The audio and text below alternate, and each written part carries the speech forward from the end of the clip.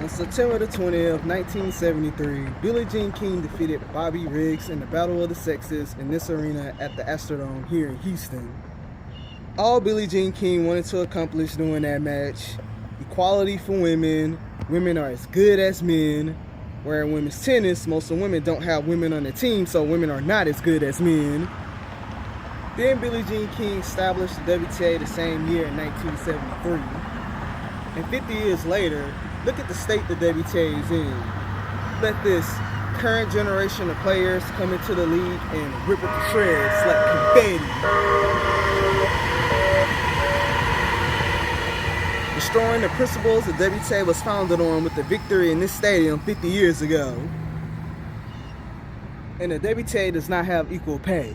The women receive equal pay at Grand Slams, but on the main tour, the women are not getting paid like ATP players.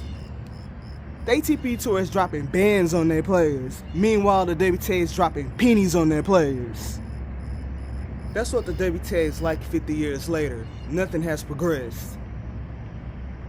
Actually, the WTA regressed and set themselves back 50 years after they announced that they was hosting tournaments in Saudi Arabia, of all places. A country where women have little to no rights at all. So everything Billie Jean King fought for in this stadium 50 years ago has done nothing for the WTA 50 years later. WTA is still exactly where it was the founding day, 50 years ago.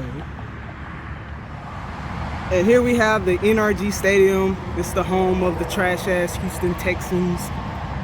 And right next to it is the Astrodome. It's like, what's the Astrodome supposed to be like? The eighth wonder of the world. And then Houston disrespect that by building a bigger, better stadium right next to it. Because everything is big here in Texas.